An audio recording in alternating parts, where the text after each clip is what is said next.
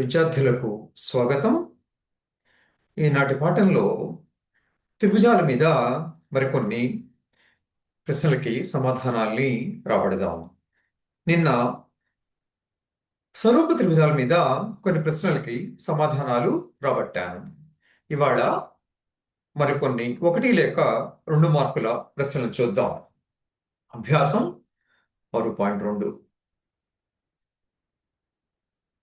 ఇచ్చిన పటము 6.171 మరియు 2లో DE is parallel to BC అయిన 1లో ఈసీని మరియు 2లో ఏడీని కనుగొనము. ఇక్కడ 6.17 ఇది పటం, ఇందులో ఒకటో పటం ఇది. ఇక్కడ డిఈ అనే రేఖాఖండం బిసి అనే రేఖాఖండానికి సమాంతరంగా ఉంది. ఇక్కడ త్రిభుజం ఏబిసి ఉంది. అందులో ఈ డిఈ అనే సరళరేఖ ఏబినేమో డి దగ్గర, సినేమో ఈ దగ్గర ఖండిస్తోంది. అంతేకాకుండా ఈ దత్తాంశ ప్రకారం ఇది డిఈ బిసికి సమాంతరంగా ఉంది. అందువల్ల మనం బేసిక్ ప్రపోర్షనాలిటీ థీరం, ప్రాథమిక అనురూప సిద్ధాంతం ని అన్వయించవచ్చు. అదేం చెప్తుంది? ఇక్కడ ఈ డిఈ ఈ ఏబిని అంటే ఏడి డిబిల నిష్పత్తులు విభజిస్తోంది. అలాగే ఇక్కడ డిఈ ఏసీని ఏఈ ఈసీల నిష్పత్తులు విభజిస్తోంది. ఆ బేసిక్ ప్రపోర్షనాలిటీ థీరం బిపిటి, ప్రాథమిక అనురూప సిద్ధాంతం అదేం చెప్తుంది? ఈ నిష్పత్తులు సమానం కావాలి. ఎందుకంటే డిఈ బీసీకి సమాంతరంగా ఉంది కనుక ఈ నిష్పత్తులు AD by dB must be equal to AE by EC. ఈ 2 నిష్పత్తులు సమానం కావాలి. ఆ విధంగా అక్కడ ఈ నిష్పత్తి ఎంత? 1.5/3 అంటే 3లో సగం 1.5 అంటే 1.5/3 అంటే 1/2 వస్తుంది. అందువల్ల ఇక్కడ కూడా అదే రావాలి. ఇది ఎక్స్ అనుకుంటే 1/x 1/2 సమానం కావాలి. అందువల్ల ఇది 2 అవుతుంది. ఓకే, ఇక్కడ ఏమిటి? ఇక్కడ 1.5/3 1.5/3 వేసాను అంటే ఏడి బై డిబి వేసాను. ఇది ఎంత అవుతుంది? 1/2 అవుతుంది. మరి 1.5ని 2 పెట్టి గుణిస్తే 3 వస్తుంది. అందువల్ల ఇది ఇందులో 2 సార్లు పోతుంది. ఇది దేనికి సమానం అవుతుంది? AE by EC. ఏఈ ఎంత? ఏఈ ఎంత? ఏమో 1 బై ఈసీ. ఈసీ అంటే ఇక్కడ లవాలు సమానమయ్యే ఈసీ 2 అవ్వాలన్నమాట. ఆ విధంగా ఈ ఈసీ మనం రాబట్టగలం.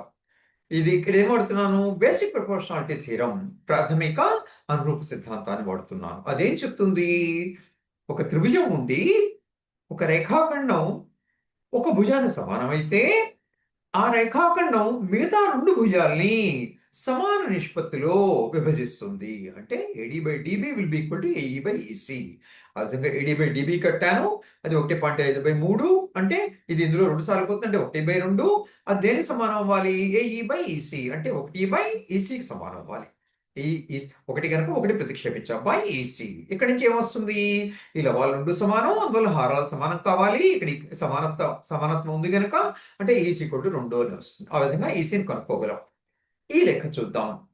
2లో ఈడీని కనుగొనండి అంటాడు. ఇది కనుక్కోమంటున్నాడు. మళ్ళీ ఇక్కడ కూడా అంతే. డిఈ బీసీకి సమాంతరంగా ఉంది. ఏబిసి త్రిభుజంలో డిఈ బీసీకి సమాంతరంగా ఉంది. అందువల్ల బిపిటి అంటే ప్రాథమిక అనురూప సిద్ధాంతం ప్రకారం AD by dB will be equal to AE by EC. Okay, ఇప్పుడు ఏడి తెలియదు, అది అలాగే ఉంచేయండి. బై డిబి బదులు 7.2 రాయండి. ఈజ్ ఈక్వల్ టు ఏఈ అంటే 1.8 బై ఈసీ అంటే 5.4. ఓకే, ఇక్కడ డిఈ ఏమో బీసీకి సమాంతరంగా ఉంది. అందువల్ల మనం బేసిక్ ప్రపోర్షనాలిటీ థీరం బిపిటి అంటే ప్రాథమిక అనురూప సిద్ధాంతాన్ని అన్వయించగలం. అదేం చెప్తుంది? ఈ సమాంతరంగా ఈ భుజాల సమాంతరంగా ఉన్న ఈ రేఖ మిగతా 2 భుజాలని సమాన నిష్పత్తిలో ఖండిస్తుంది అని చెప్తుంది. అంటే AD by dB will be equal to AE by EC అనమాట. ఇప్పుడు ఇందులో మనకి ఏమేమి ఇచ్చారు? డిబి ఇచ్చారు, అది రాయండి 7.2. ఏఈ ఇచ్చారు 1.8. ఈసీ ఇచ్చారు 5.4. ఓకే, ఇప్పుడు మనకి తెలియంది ఏడి. ఇక్కడ 1854లో 3 సార్లు పోతుంది, అందువల్ల 1/3 వస్తుంది ఇక్కడ. ఈ 3 ఇందులో 2.4 సార్లు పోతుంది. హా హా అంటే ఇక్కడ ఏం రాసుకోవచ్చు అనమాట, ఏడి బై డి 7.2 అని రాసుకోవచ్చు. ఈ 3 ఇందులో 2.4 సార్లు పోతుంది. Correct. 1/3. No no I'm sorry. ఇక్కడ ఒక్క నిమిషం. మనకి మనకి కావాల్సింది ఏమిటి, ఏడి 7.2ని కుడి పక్క పట్టుకురండి. AD is equal to 7.2 into 1.8/5.4 అంటే 1/3. ఈ విధంగా 2.4 వస్తుంది. ఓకే, మనకి ఏడి కావాలి, దాన్ని ఇక్కడ ఉంచేయండి. 7.2ని కుడి పక్క పట్టుకురండి.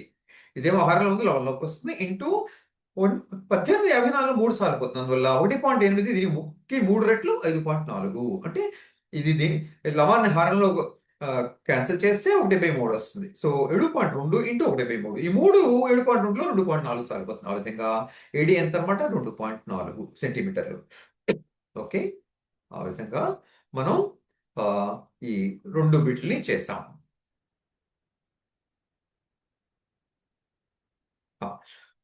ఇప్పుడు ఇప్పుడు తర్వాత అభ్యాసంలో కొన్ని బిట్లను చూద్దాం. అంటే నేను మొట్టమొదటి ఈ తక్కువ మార్కుల బిట్లని చర్చిస్తున్నాను. సో తర్వాత అభ్యాసంలో 1 మార్కు కానీ 2 మార్కులు కానీ బిట్లు చూద్దాం. ఇక్కడ ఇదేమవుతుంది, అభ్యాసం 6.3 అవుతుంది. ఓకే, అభ్యాసం 6.3.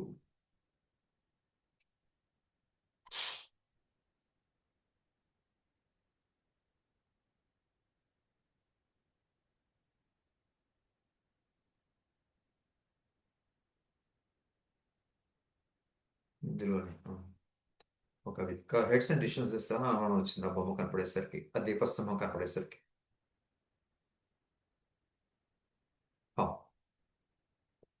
తెలుగు మీడియం కావాలి మనకి. ఇది పటం. ఓకే, దీన్ని వీటిని ఎరేస్ చేయాలి నేను. ఓకే, ఇందాక రాసినంత ఒకసారి చూడు చేస్తాం. ఇప్పుడు స్పష్టం మనకి ఇందాక ఆ టూల్లో చేశాను, వీటిని చేయాలి. Okay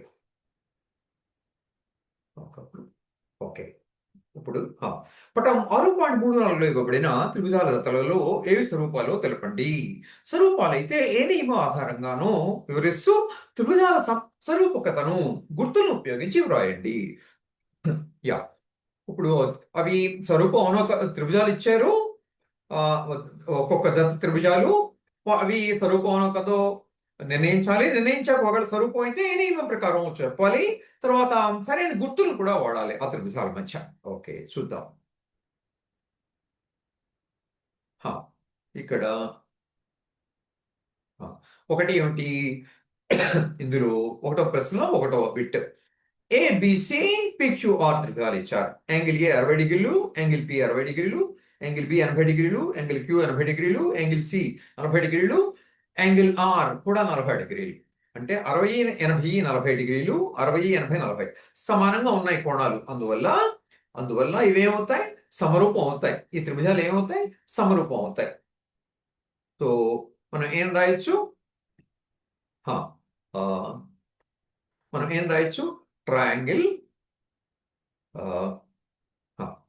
triangle ABC is similar to triangle PQR. ఆ వరుస కూడా ముఖ్యం.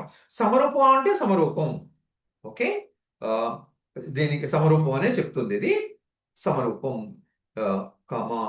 లు సమరూపం, సమరూపం, సమరూపం, సమరూపం.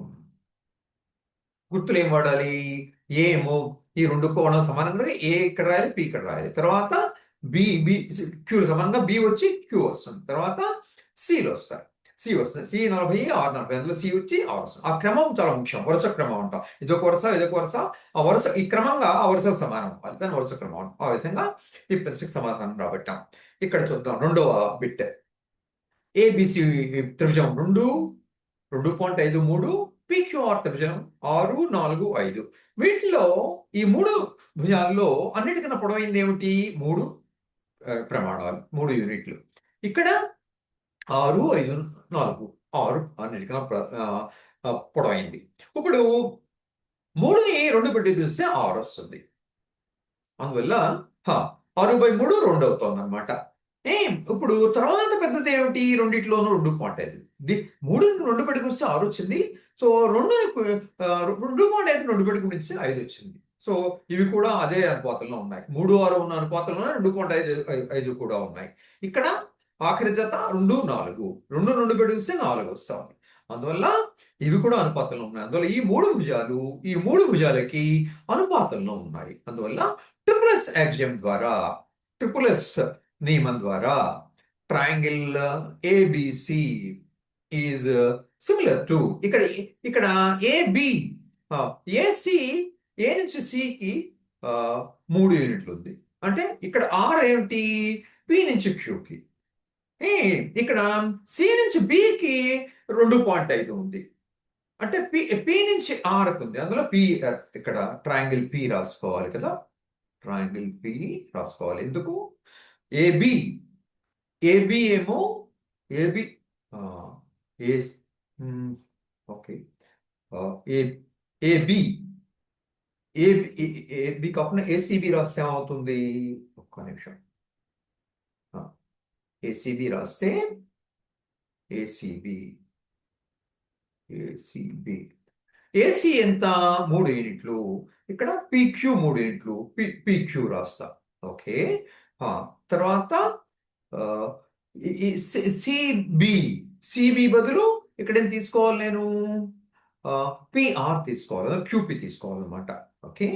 సో ఇక్కడ తీసుకోవాలి నేను క్యూపి.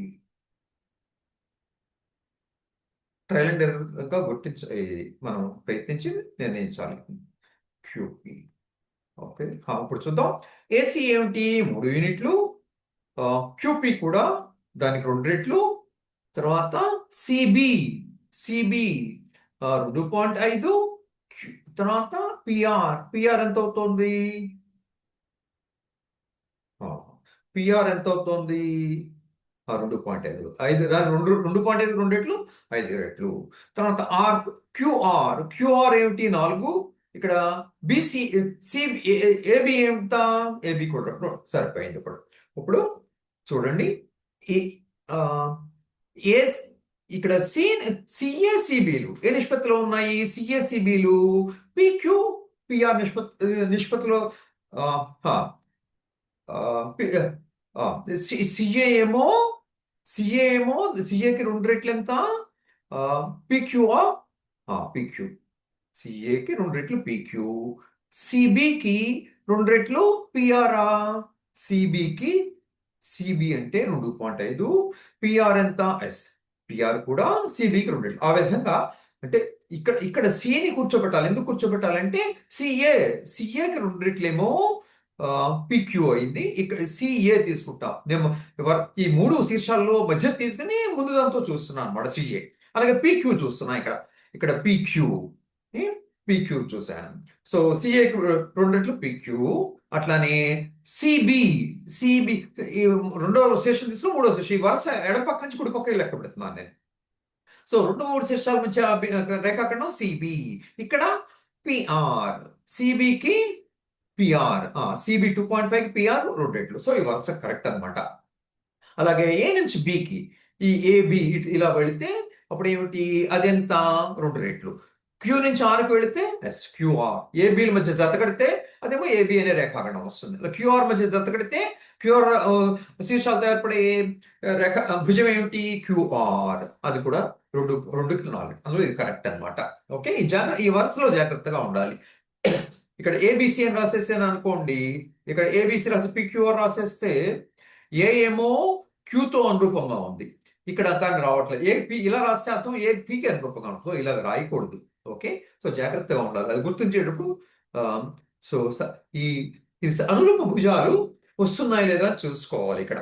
ఓకే. అది సంగతి. తర్వాత ఆ, తర్వాత చూద్దాం. మ్మ్.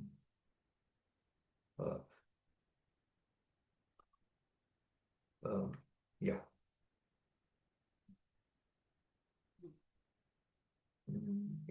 ఎరేస్ చేస్తాను. సో ఇక్కడ నియమం ట్రిపుల్స్ నియమం రాశాను. అది కూడా రాయాలి. ట్రిపుల్స్ నియమం ప్రకారం. ఓకే. ఇక్కడ ఇది కదలదు. ఓకే. మళ్ళీ ఇక్కడికి వచ్చి చేయాలి.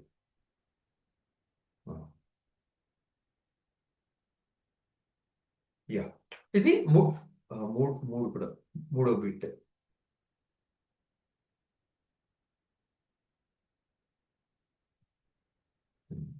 ఇది మూడో బిట్. ఇక్కడ మూడో బిట్ చూద్దాం. ఇక్కడ ఇక్కడ మూడో బిట్ రావాలంటే ఓకే. ఇక్కడ రైట్. మూడో బిట్.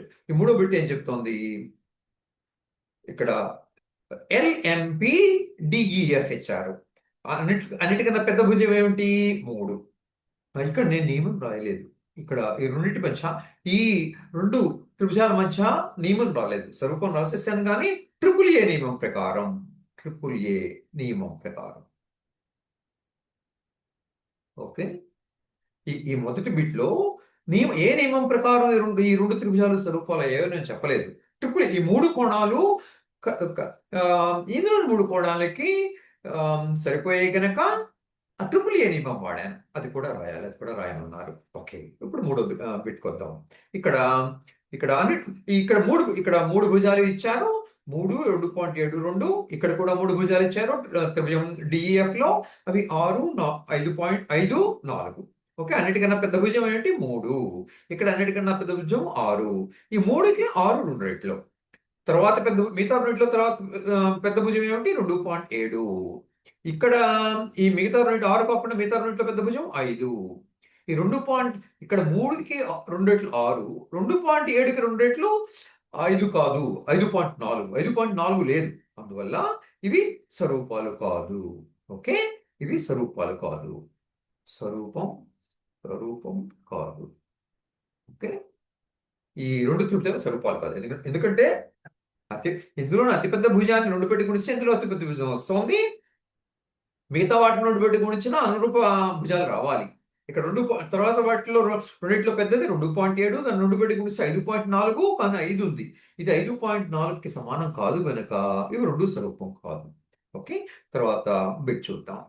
M and L PQR. ఇక్కడ యాంగిల్ ఎం ఇచ్చారు. ఇదేమో ఇక్కడ కూడా యాంగిల్ క్యూ ఇచ్చారు. ఈ రెండు కోణాలు సమానం. ఎంఎన్ ఇచ్చారు. ఇక్కడ ఎంఎల్ ఈ రెండిట్లోనూ పెద్దది ఎంఎల్. ఈ రెండిట్లోనూ పెద్దది 5 క్యూఆర్. సో 5 2 పెట్టి గుణిస్తే 10 వస్తోంది. ఇక్కడ ఎంఎన్ 2.5ని 2 పెట్టి గుణించాలి. 5 వస్తోంది.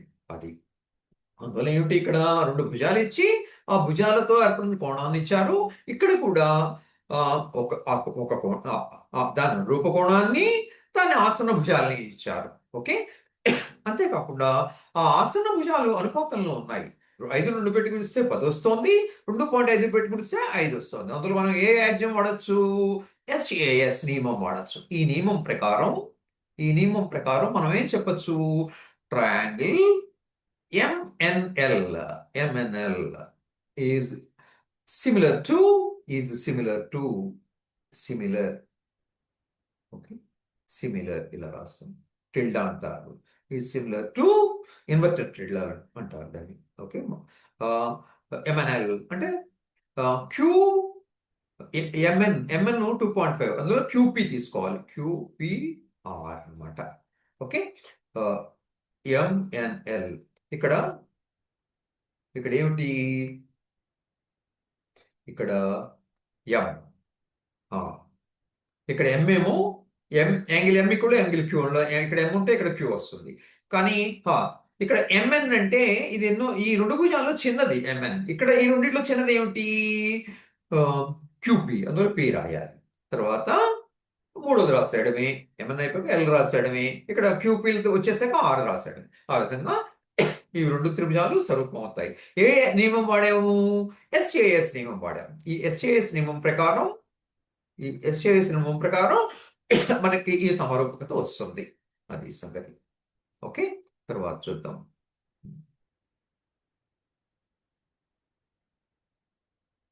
ఆ, ఇక్కడ చెప్పుదాం. రైట్. ఓకే. ఓకే. ఇంకా ఐదో బిట్ ఏమిటి? ఏబిసి ఏబిసి త్రిభుజం ఇచ్చారు, డిఎఫ్ ఇచ్చారు ఇంకో త్రిభుజం. అంతేకాకుండా యాంగిల్ ఏ ఇచ్చారు, ఇక్కడ యాంగిల్ ఎఫ్ ఇచ్చారు. ఓకే, 80 డిగ్రీలు. ఇక్కడ ఏబి ఒక భుజం ఇచ్చారు. ఈ ఈ కోణానికి ఆసన్న భుజం 2.5. ఈ కోణానికి ఆ, ఇక్కడ ఇంకో భుజం ఇచ్చారు, ఏకి ఎదురు భుజం 3. ఇక్కడ ఆ, ఇక్కడ 80 డిగ్రీలకి ఎదురు భుజం ఇవ్వలేదు. ఓకే, ఇక్కడ ఆ, ఈ ఏమిటి, ఈ 80 డిగ్రీలు ఏర్పడిన ఆసన భుజాలు ఇచ్చారు, ఈ 80 డిగ్రీలకి ఆసన భుజాలు ఇవ్వలేదు. అందువల్ల మనం ఏమి అప్లై చేయగలమా? ఆ, ఇవేమో అప్లై చేయలేము. ఎట్లా? ఓకే, అప్లై ఇవేమో ఆసన భుజాలు, ఇదేమో ఈ కోణాన్ని ఏర్పరిచే ఆసన భుజాలు, ఇవేమో ఆసన భుజాలు కావు.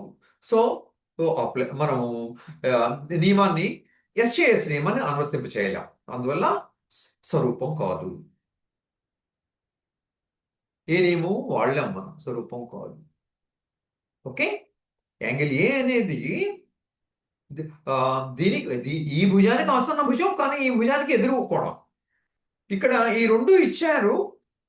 ఆ, ఈ రెండు భుజాలకి ఇది ఆసన భుజం, ఇది ఆసన కోణం. రెండు భుజాల మధ్య ఏర్పడే కోణం ఇది. ఇవి ఆసన భుజాలు అనమాట. ఈ ఆసన భుజాలు ఈ కోణాన్ని ఏర్పరుస్తున్నాయి. ఇక్కడ ఈ భుజాలు ఈ కోణాన్ని ఏర్పరచట్లేదు. అందువల్ల మనం ఏ నియమం వర్తింప చేయలేము. ఓకే, ఇక్కడ ఎస్ఏఎస్ విషయం, ఎస్ఏఎస్ వివరాలు ఉన్నాయి, కానీ ఇక్కడ ఎస్ఏఎస్ కాదు, ఎస్ఎస్ఏ ఉన్నాయి. అందువల్ల మనం అనువర్తించలేము. ఓకే, తర్వాత ఇక్కడ చూద్దాం. తర్వాత బిట్ చూద్దాం. ఇక్కడ ఏమిచ్చారు? డిఈఎఫ్ ఇచ్చారు, పిక్యూఆర్ త్రిభుజం ఇచ్చారు. ఇక్కడ యాంగిల్ డి, యాంగిల్ ఈ ఇచ్చారు, అంటే 70, 80. ఇక్కడ యాంగిల్ క్యూ, యాంగిల్ ఆర్ ఇచ్చారు. ఇవి 80, 30. ఒక త్రిభుజంలో మనకి కోణాలు మొత్తం తెలుసు. అదేమిటి? 180 డిగ్రీలు. అందువల్ల ఈ రెండింటి మొత్తం ఎంత అయింది? 150 డిగ్రీలు అయింది. అందువల్ల మూడో కోణం ఎంత అవుతుంది? 30 డిగ్రీలు కావాల్సిందే. ఓకే, ఒక త్రిభుజంలోని కోణాలు మొత్తం 180 డిగ్రీలు కనుక ఈ రెండు కోణాలు మొత్తం 150 డిగ్రీలు అయింది కనుక 180లో వచ్చి 150 తీసేయండి, 30 డిగ్రీలు వస్తుంది. ఆ విధంగా ఈ మూడో కోణం 30 డిగ్రీలు అవుతుంది, యాంగిల్ ఎఫ్ అనమాట. ఇక్కడ ఏమవుతుంది? 80 డిగ్రీలు, 30 డిగ్రీలు, ఈ రెండింటి మొత్తం 110 డిగ్రీలు. ఈ మూడో కోణం 180 మైనస్ 110 అంటే 70 డిగ్రీలు అవుతుంది, అవ్వాలి. ఓకే, ఇది ఒక త్రిభుజం కనుక ఈ రెండు మొత్తం 110 డిగ్రీలు అయింది కనుక ఈ మూడో కోణం 180 మైనస్ 110 అంటే 70 డిగ్రీలు కావాలి. ఇప్పుడు ఏమేమి వచ్చాయి మనకి? 30, 70, 80 కోణాలు, డిగ్రీలు కోణాలుగా వచ్చాయి. ఇక్కడ 30, 70, 80 అంతేని, ఇక్కడ అంతే. ఇక్కడ ఏ కోణాలు ఉన్నాయో కోణాల విలువలు అంతే, అంతే కోణాల విలువలు ఉన్నాయి. అందువల్ల ఇవి రెండు స్వరూపాలు. ఏ యాక్సియం? ట్రిపుల్ ఏ యాక్సియం ప్రకారం, నియమం ప్రకారం ఇదే ఆర్డర్లో తీసుకోవాలి. డిఈఎఫ్ అంటే 30 కోణాల ఆరోహణ విలువలో తీసుకుంటాం. ఆరోహణ క్రమంలో 30, 70, 80 అంటే FDE, triangle FDE is similar to triangle angle F అంటే 30. ఇక్కడ యాంగిల్ ఎఫ్ అంటే యాంగిల్ 30 డిగ్రీస్ అంటే ఆర్ తీసుకోండి. 70 అంటే డి, ఇక్కడ 70 అంటే పి, క్యూ రావాల్సిందే. ఓకే, అదనమాట. ఇక్కడ ఏమిటి? యాంగిల్ ఈ కోణాల యొక్క ఆరోహణ క్రమంలో తీసుకున్నాం. 30, 70, 80 అంటే ఎఫ్డిఆర్, ఎఫ్డిఈ అనమాట త్రిభుజం. ఇది దేనికి అనురూపం? ట్రయాంగిల్. ఇక్కడ ఈ కోణాలని ఆరోహణ క్రమంలో రాయండి. 30, 70, 80 అంటే ఆర్పిక్యూ అదనమాట. సో ఆ విధంగా ఈ బిట్ని మనం పూర్తి చేస్తాం. నియమం కూడా పేరు కూడా రాసాం. ఓకే. ఆ, తర్వాత ఆ,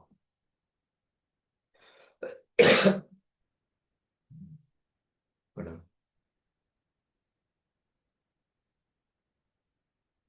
కొంచెం శుభ్రం చేయాలి. Okay.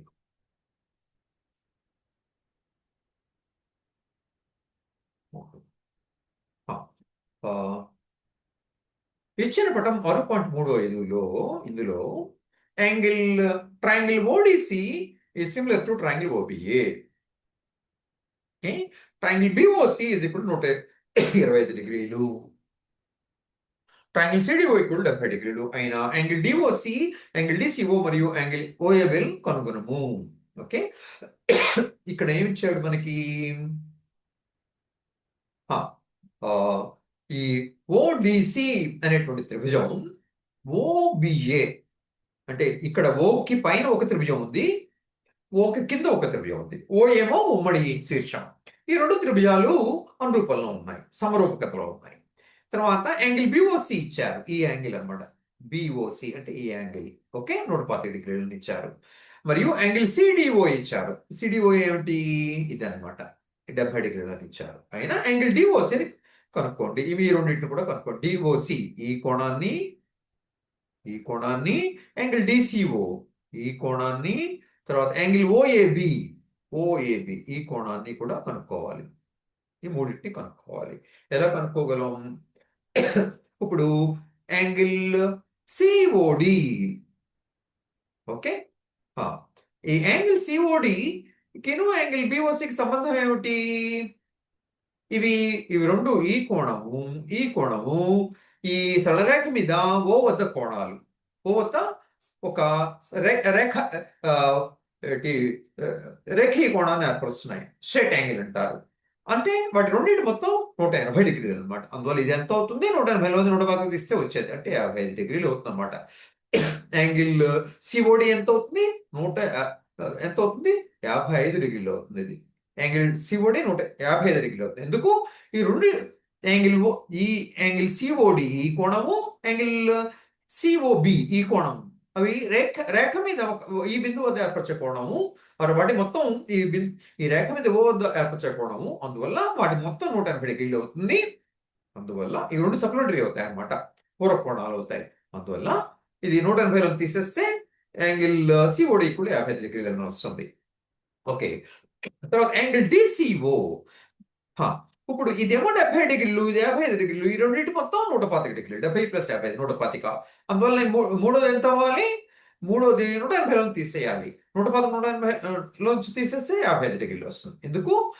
Angle C, angle D, angle COD ఈ మూడు కోణాలు త్రిభుజంలోని కోణాలు. వాటి మొత్తం 180 డిగ్రీలు అవుతుంది. 70 ప్లస్ 55 ఎంత? 125. 125ని 180లో తీసేస్తే 55 డిగ్రీలు వస్తుంది. అందువల్ల యాంగిల్ డిసిఓ కూడా ఎంత అవుతుంది? 55 డిగ్రీలు అవుతుంది.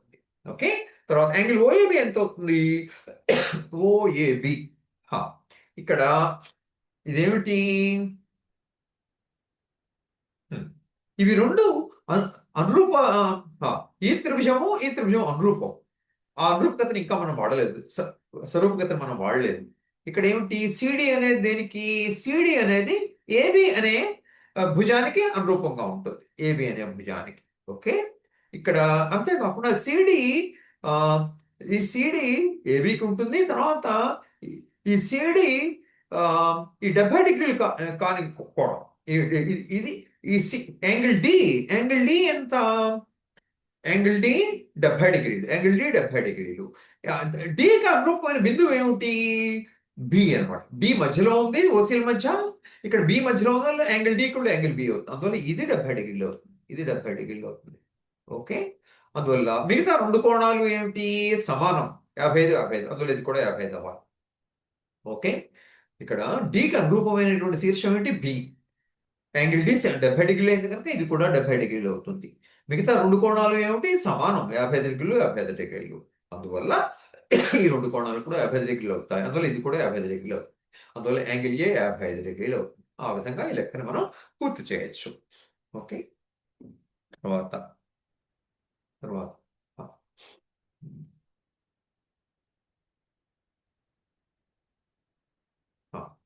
తర్వాత ఓకే, తర్వాత లెక్క ఏమిటి?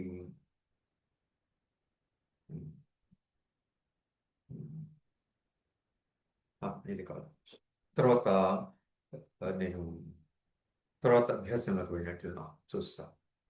శుభ్రం చేసి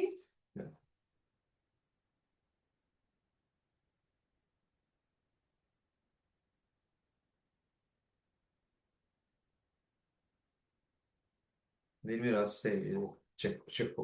ఓకే. ఆ, ఇక్కడ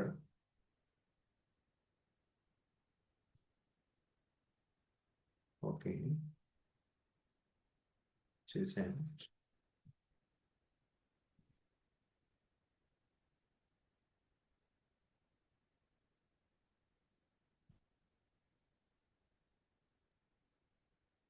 అమ్మాయిలోకి వచ్చేసాను. వాడు మిస్ అయినట్టున్నాను ఒక విషయం.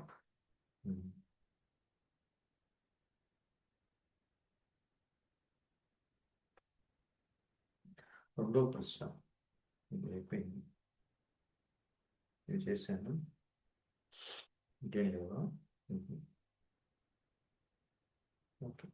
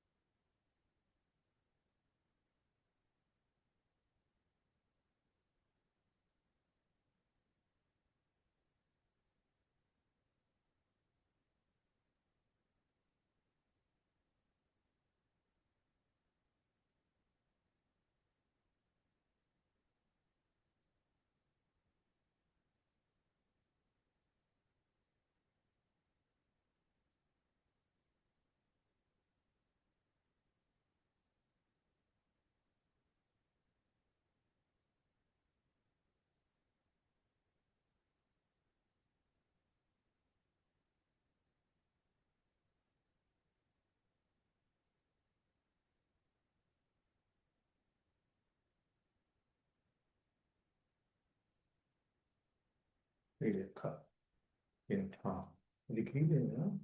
6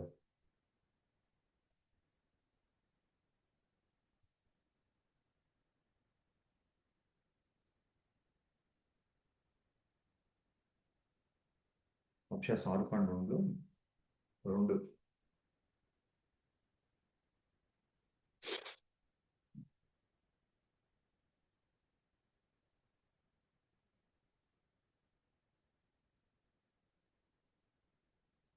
అదే అదే కరెక్ట్.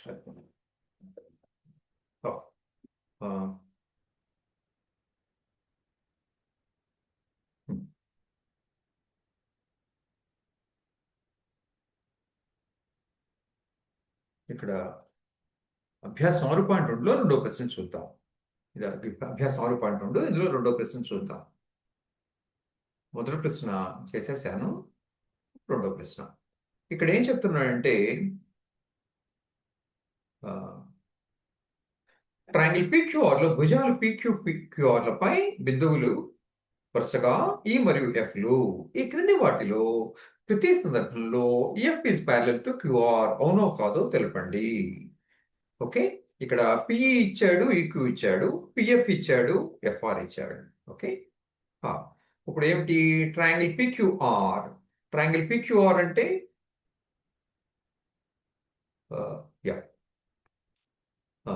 ట్రయాంగిల్ PQR ఇక్కడ గీస్తా. ఓకే, మళ్ళా చక్కగా గీసి చూపిస్తా. ప్రస్తుతానికి రఫ్ ఫిగర్ ఇది. ఇది 1. ఇక్కడ ట్రయాంగిల్ PQR పిక్యూఆర్. ఓకే, లో పిక్యూఆర్లపై బిందువులు వరుసగా ఈఎఫ్లు. ఇదేమో ఈ, ఇదేమో ఎఫ్ అన్నమాట.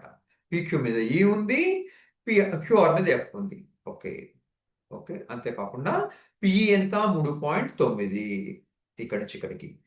ఈక్యూ ఎంత 3 ఇక్కడి నుంచి ఇక్కడికి 3. పిఎఫ్ ఎంత 3.6. ఎఫ్ఆర్ ఎంత 2.4. అయితే ఈఎఫ్ దీనికి ప్యారలల్ అని అడుగుతున్నాడు క్యూఆర్కి. ఇక్కడ మనం బేసిక్ ప్రపోర్షనాలిటీ థీరం దానికి అది విపర్యం, దానికి విపర్యం ఏం చెప్తుంది? ఈ ఈ ఈ రేఖ ఈఎఫ్ ఈ మొదటి భుజానికి సమాంతరం కావాలంటే ఈ ఈ రేఖ ఈ రెండు భుజాల్ని సమాన నిష్పత్తిలో విభజించాలి. అప్పుడు ఈ ఈ రెండు రేఖలు సమాంతరం అవుతాయి. ఇప్పుడు 3.9/3 అంటే ఓకే, 1.3ని 3 పెట్టి గుణిస్తే 3.9లో 1.3 సార్లు పోతుంది. ఇక్కడ ఏమవుతుంది? 3.6 2.4 ఏమవుతుంది? ఇది ఇది అలా రావట్లేదు కదా. ఇప్పుడు ఈ రెండు ప్రపోర్షనాలిటీ అంటే 3.9/3 ఈజ్ ఈక్వల్ టు 3.6/2.4 అని అడగాలి. ఓకే, ఇక్కడ ఎంత 12 పోతుంది 2 సార్లు, ఇక్కడేమో 12 అంటే 1.2 క్యాన్సిల్ చేస్తున్నాం, 3 సార్లు పోతుంది. ఇక్కడ ఏమిటి 3 ఇందులో 1.3 సార్లు పోతుంది. 2 సమానం కాదు. పిఈ ఎంత 3.9, ఈక్యూ ఎంత 3 సెంటీమీటర్లు, పిఎఫ్ ఎంత 3.6, ఎఫ్ఆర్ ఎంత 2.4. సో ఇక్కడ నేను ఏం అడిగాను? P/EQ, P/EQ is equal to PF/FR, PF/FR. ఇది అయితే గనక మనం అప్పుడు బీపీటీ ప్రాథమిక అనుపాత సిద్ధాంతం యొక్క విపర్యాన్ని వాడి అప్పుడు చెప్పచ్చు అనమాట పిఎఫ్ క్యూఆర్ అనుపాతంలో ఉన్నాయో లేదో. ఓకే, సో ఏంటి అదే చూస్తున్నాం. పిఈ/ఈక్యూ ఎంత అయింది? 1.3/3. పిఎఫ్/ఎఫ్ఆర్ ఎంత? 3.6/2.4 అంటే 3/2 వచ్చింది. ఇక్కడ 3/2 వచ్చింది, 1.3. ఇదేమో 1.5, 3/2 అంటే 1.5, 1.5, 1.5, 1.5 ఓకే, 1.3కి సమానం కాదు. అందువల్ల ఇది నిజం కాదు. అందువల్ల ఇది ఇది ఇవి రెండు నిష్పత్తి ఈ రెండు ఈఎఫ్ ఈ రెండు భుజాలని అనుపాతంలో విభజిస్తే అప్పుడు సమాంతరం అవుతాయి. ఓకే, విభజించట్లేదు, అందువల్ల సమాంతరం కావు. సమాంతరం అయితే కనుక బేసిక్ ప్రొపోర్షనాలిటీ థియరం ప్రకారం అనుపాతంలో ఉంటాయి, కానీ అనుపాతంలో లేవు, అందువల్ల సమాంతరం కాదనమాట. ఓకే, ఆ విధంగా దీనికి జవాబు కాదు. ఓకే, అదే చెప్పాను నేను ఇక్కడ. ఓకే, ఓకే, దీనికి సమాధానం ఏమిటి? కాదు. కాదు. ఎందుకు కాదు? ఒకటికి సమాధానం కాదు. ఎందుకంటే ఓకే, ఇప్పుడు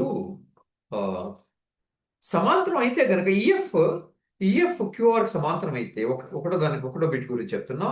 ఈఎఫ్ క్యూఆర్కి సమాంతరం అయితే అప్పుడు ఏమొస్తుంది? బీపీటీ థియరం ప్రకారం ఇప్పుడు P/EQ must be equal to PF/FR అవ్వాలి. ఓకే, బీపీటీ ప్రకారం. కానీ ఇక్కడ మనకి ఇది నిజమా? ఇది నిజమా? అవ్వలేదు. ఇదేమో 1.3 వచ్చింది, ఇదేమో 1.5 వచ్చింది. ఇది సమానం కాదు. అందువల్ల this implies this, not this implies not this అనమాట. Negation of this implies negation of this. ఆ విధంగా సమాంతరం కాదు. దీని సమాధానం ఇక్కడ ఏమవుతుందో చూద్దాం. దీన్ని కొంచెం చెరిపేస్తా. Okay, sorry. ఈ రెండో దాంట్లో ఏం చెప్తున్నాడంటే, ఈ 2 బిట్లు ఇచ్చేసి ఇంకా ఇవాళ పాఠం ఆపిద్దాం అనుకుంటున్నా. ఓకే, ఈ 2 బిట్లు ఏం చెప్తున్నాడంటే పిఈ ఇచ్చాడు, ఈక్యూ ఇచ్చాడు, పిఎఫ్ ఇచ్చాడు, ఎఫ్ఆర్ ఇచ్చాడు. ఓకే, P/EQ ఎంత? 4/4.5. ఇక్కడ okay, 4/4.5 is this equal to 8/8, 9. అది ప్రశ్న, ఇది ప్రశ్న కదా. పిఈ/ఈక్యూ రాశాను, పిఎఫ్/ఎఫ్ఆర్ రాశాను 8/9. ఇది ఈ రెండు పెట్టి గుణిస్తే ఎన్ఆర్ని డిఆర్ని ఇది వస్తుంది. అందువల్ల ఆన్సర్ ఎస్ అన్నమాట. Answer correct. ఇది నిజం. ఇవి అనుపాతంలో ఉన్నాయి. అందువల్ల బీపీటీ యొక్క విపర్యం ప్రకారం EF is parallel to QR అన్నమాట. ఓకే, ఈ ఈఎఫ్ అనే రేఖాఖండం అదే ఈ క్యూఆర్ అనే దానికి సమాంతరంగా ఉంటుంది. ఎందుకంటే ఈఎఫ్ మిగతా రెండు భుజాల్ని అనుపాతంలో విభజిస్తోంది. 4/4.5 ఈజ్ ఈక్వల్ టు 8/9. ఎందుకు? ఇక్కడ లవాన్ని హారాన్ని 2 పెట్టి గుణిస్తే 2 4 8 2 ఇంటూ 4.5 అంటే 9. అంటే అందువల్ల ఈ రెండు సమానం. అందుచేత బిపిటి అంటే ప్రాథమిక అనుపాత సిద్ధాంతం యొక్క విపర్యం ప్రకారం ఈ ఈ ఈఎఫ్ దీనికి సమాంతరంగా ఉండాలి. ఓకే, ఆ విధంగా ఆన్సర్ ఎస్ అన్నమాట. ఓకే, మూడో లెక్క చూద్దాం. మూడో బిట్. ఈ మూడో బిట్ ఏం చెప్తుంది? ఈ మూడో బిట్ ఏం చెప్తుంది? ఇది మూడో బిట్. మూడో బిట్లో మనకి పిక్యూఆర్ త్రిభుజం ఇచ్చారు, పిఈఎఫ్ మరో త్రిభుజం, అంతేకాకుండా పిఈ ఇచ్చారు, పిఎఫ్ ఇచ్చారు. పిఈ ఏమో 0.18, పిఎఫ్ ఏమో 0.36, తర్వాత పిక్యూ ఏమో 1.28, పిఆర్ ఏమో 2.56, పిఆర్ ఏమో 2.56. ఇప్పుడు ఇవి అనుపాతంలో ఉన్నాయో లేదో చూద్దాం. అంటే ఈ ఈఎఫ్ పిక్యూ పిఆర్ని అనుపాతంలో విభజిస్తే అప్పుడు ఏమొస్తుంది మనకి? PE by PQ EQ is equal to PF by FR వస్తుంది. ఓకే, ఏమొస్తుంది? PE by EQ is equal to PF by FR వస్తుంది. ఒకవేళ ఇవి అనుపాతంలో విభజిస్తే, ఓకే, ఓకే, ఇక్కడ ఈ ఈఎఫ్ కనుక ఈ భుజాన్ని అనుపాతంలో విభజిస్తుంటే ఇది అవుతుంది. ఇక్కడి నుంచి ఏమొస్తుందంటే P by PQ is equal to PF by PR వస్తుంది. ఓకే, ఇక్కడ ఈక్యూ ఎఫ్ఆర్ని ఈ భుజాలు, ఈ పెద్ద త్రిభుజంలోని భుజాలు పిక్యూ అనురూప భుజాలు పిఆర్తో మనం ప్రతిక్షేపించవచ్చు. ఇక్కడ నుంచి ఈ సమానత నుంచి ఈ సమానత వస్తుంది. PE by PQ is equal to PF by PR అని వస్తుంది అనమాట. ఇక్కడ పిఈ అంటే ఎంత ఇచ్చారు? 0.18 బై పిక్యూ అంటే ఎంత ఇచ్చారు? PQ is 1.28 is equal to PF ఎంత ఇచ్చారు? ఇక్కడ 0.36 బై పిఆర్ ఎంత? 2.56. ఇది నిజమా అనే ప్రశ్న. ఓకే, అది నిర్ణయిద్దాం. ఓకే, ఇప్పుడు ఇది 6/1828. ఇస్ ఇట్ 6/18 ఇక్కడ 36 6 ఇక్కడ క్రాస్ మల్టిప్లికేషన్ చేసి చూద్దాం. ఇక్కడి నుంచి ఏమొస్తుంది? 2.56 by 1.28 is it equal to, ఇది ఎతులు తెచ్చాను, ఈ హారాన్ని ఎతులు తెచ్చా, ఇక్కడ 0.36 బై 0.18.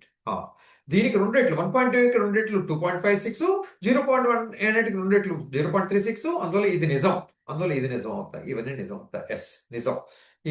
ఇక్కడ విపర్యంగా కూడా మనం వెళ్ళొచ్చు. Okay, reverse direction. ఆ విధంగా ఇవి అనుపాతంలో ఉన్నాయన్నమాట. ఈ పిఈ ఈక్యూలు PE by EQ equal to PF by FR అయింది. ఓకే,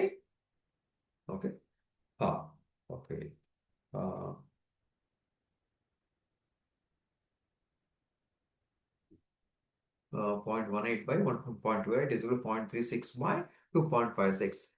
ఇది తెస్తే 2.56 బై 1.28, దీని 2 పెట్టి గుణిస్తే ఇది వస్తుంది. అలాగే 0.36 by this is equal to 2.36.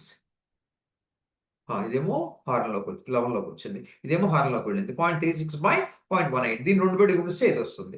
అందువల్ల నిజం, ఇవన్నీ నిజం. ఆ విధంగా దీనికి జవాబు ఎస్, అవును. ఓకే, ఈ విధంగా మనం ఈ లెక్కను పూర్తి చేస్తాం. ఇక్కడితో ఇవాళ పాఠాన ముగిస్తాను. మళ్ళా వచ్చే పాఠంలో కలుద్దాం. Please like, share and subscribe. మీ యొక్క అమూల్యమైన సమీక్ష నాకు చాలా అవసరం. దాని ప్రకారం నాకు ప్రోత్సాహం ప్రోత్సాహం ఇన్స్పిరేషన్, ప్రోద్బలం అవి దొరుకుతాయి. ఆ విధంగా కండి feel free to review. Okay, మీ స్పందన తెలియజేయండి. Thank you. God bless you all.